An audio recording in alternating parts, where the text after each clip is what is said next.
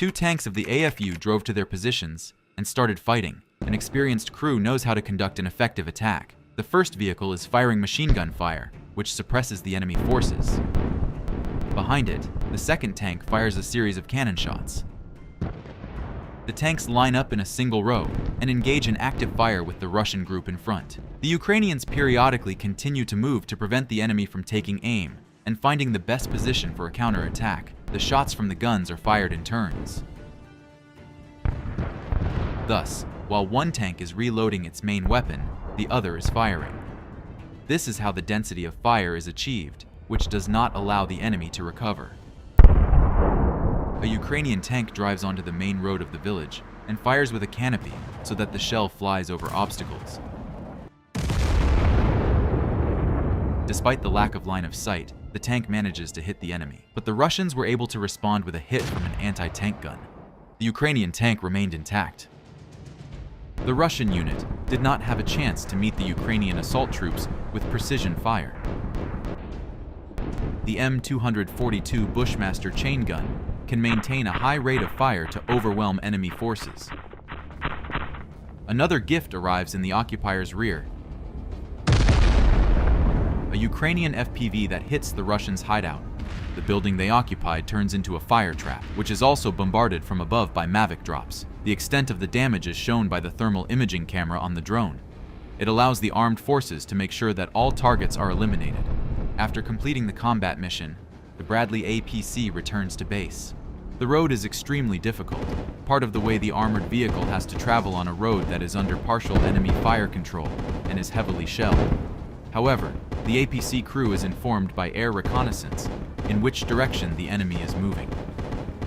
Bradley continues to fire at full speed to suppress the enemy and thus retains the initiative. This made it possible to successfully evacuate the mission from the danger zone. And if necessary, the Bradley can also engage in close combat, burning out enemy positions and drawing their forces away while the main attack is made by assault units on the other side.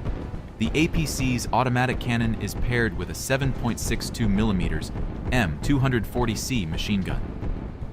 An unexpected attack by such a vehicle on the positions of an enemy not ready to fight back becomes the decisive card of the operation and allows the AFU to force the enemy out of another position.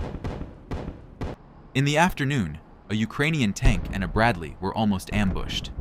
On the sides of the road, the Russians set up their positions to cover the enemy's vehicles, with fire from both sides at the right moment.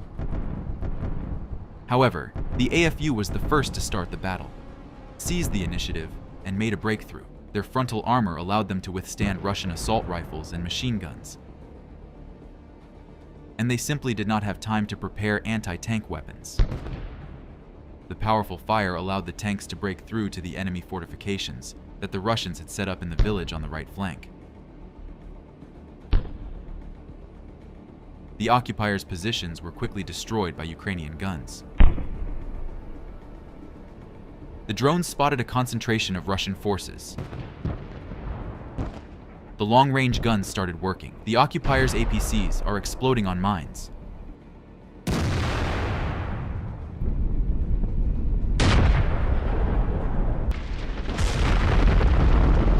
And then the final elimination of the enemy's equipment was completed by the AFU's FPV drones. You can watch their work from the first person. A maneuverable flight that allows you to avoid machine gun fire from Russian tanks ends with a sharp turn, a sharp approach, and a strike. Russian tanks and armored vehicles have strong protection and continue to move even after an indirect hit. This is a difficult target. The Ukrainian ATGM can easily penetrate this defense. This APC is no exception. The coordinated work of the drones allows us to hunt tanks like prey. After hitting the ammunition, the armored vehicles don't stand a chance. The detonation turns a formidable Russian tank into a ball of fire.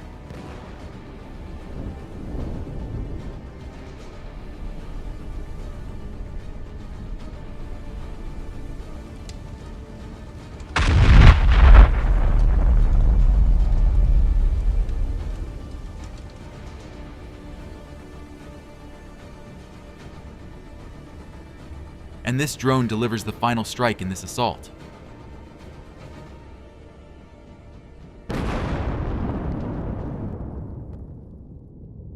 The drone spotted a column of enemy vehicles and transmitted its coordinates to the artillery.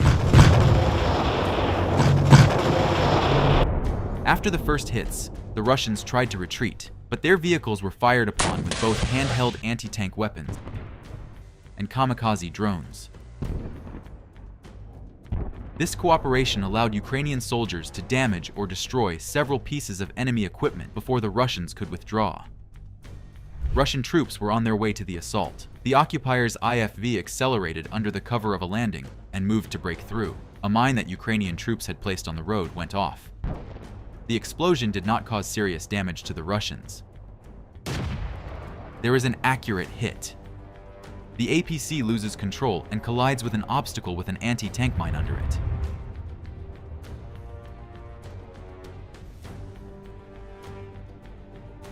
But the Russians continued their offensive. They sent the MTLB by another route, through the field. The tin can steps on several mines simultaneously. Ukrainian FPVs flew out to destroy the target. Kamikaze drones allow for precise strikes to save ammunition in the face of daily attacks by Russian invaders. A surveillance drone recorded an FPV hit from the side of a Russian MTLB. The first hit damaged and slowed down the enemy combat vehicle, allowing it to be finally destroyed further. The Russians have placed structures on the vehicles that take the brunt of a kamikaze drone or dropped ammunition. Therefore, the pilot of the Ukrainian Mavic dropped several charges in exactly the same place. This allowed him to set fire to the enemy's equipment, despite its defense. A Ukrainian kamikaze drone was chasing a Russian armored personnel carrier.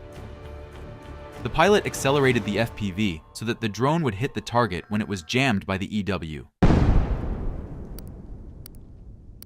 Another FPV drone hits the hull of the MTLB, and the Russian vehicle loses control and hits a tree before coming to a complete stop. The Russians tried to hide another MTLB. They failed. A direct hit from the FPV destroyed the vehicle. Russians tried to move at night to evacuate the wounded APC more easily. A Ukrainian pilot dropped a grenade from a drone equipped with a night vision camera. A direct hit in the area of the hatch stunned the occupier's APC.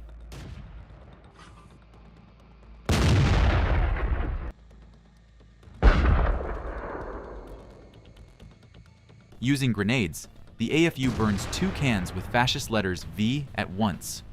The attack begins with the destruction of a tank by a mine. The Russians' significant advantage in terms of equipment and manpower allows them to launch a massive offensive right under fire. But so far, the occupiers have not been able to reach their destination. Combining pre-prepared minefields with artillery and FPV fire, the AFU managed to destroy several enemy APCs and tanks on the outskirts of the assault positions. Another tank is stepping on a mine. A kamikaze drone stops an enemy APC. Another drone was nearby and immediately finished off a Russian tin can. Ukrainian artillery is firing non-stop. There are hits, but some targets still move on. Drones will now take care of them.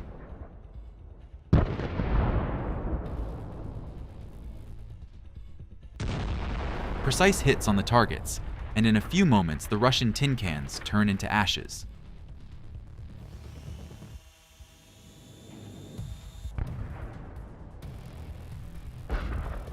The abandoned, useless junk is burning with a bright flame. After disrupting the enemy's lines, the kamikaze drones chase down Russian equipment and destroy it, sometimes completely blowing it to smithereens. If a drone hits a hatch or an ammunition magazine, it can destroy a tank. The Ukrainian Armed Forces drones also finish off damaged and abandoned equipment so that the Russians cannot evacuate it and reuse it in combat.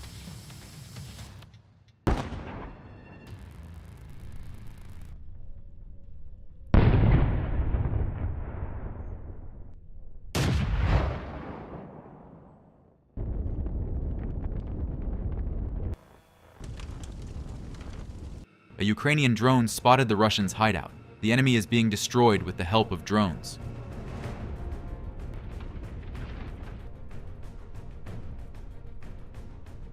However, enemy vehicles blocked the passage. This problem was solved by the ram of a Ukrainian tank, which knocked out the already burning scrap metal from under the bridge. After which, it was finally blown away to make way for Ukrainian soldiers.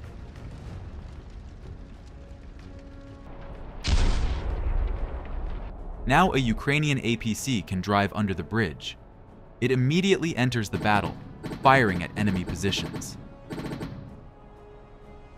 It is very difficult to respond under such fire. Fire from military equipment was combined with drone strikes. The powerful explosions made the already damaged buildings fold like card houses. Having pushed back the enemy, an APC takes a convenient position to fire. The walls of these houses are crumbling like sand under the fire of a Bushmaster gun.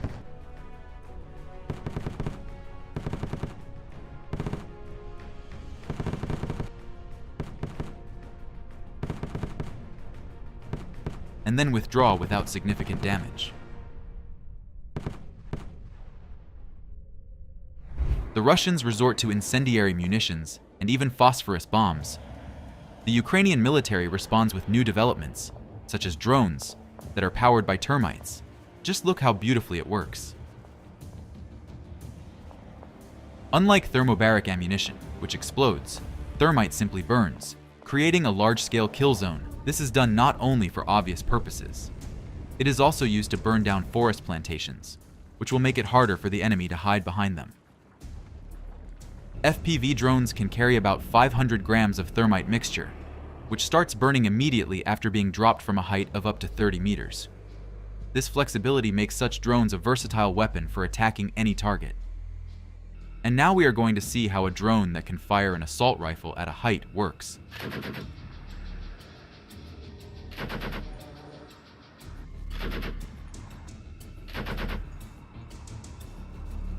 And the cherry on the cake is drones that can shoot down enemy drones. This is how it works. In this way, the Ukrainians shot down a very large number of targets.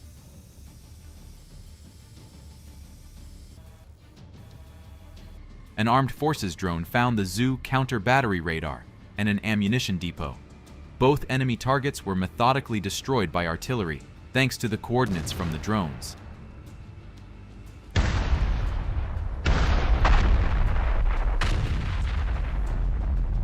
A Ukrainian drone hit a Russian self-propelled gun.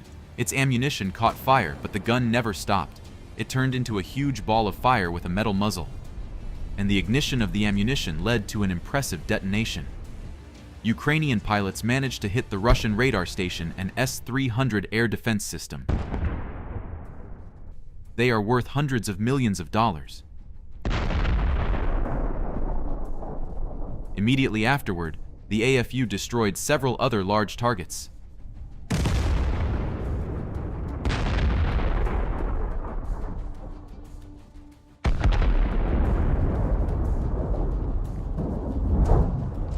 The Russians prudently hide the Grad MLRS in dense thickets.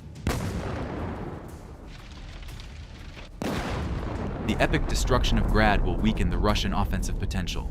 Ukrainian drones are also used for mine clearance by means of drops. Such work requires care and jewelry precision, but it saves lives of the AFU soldiers.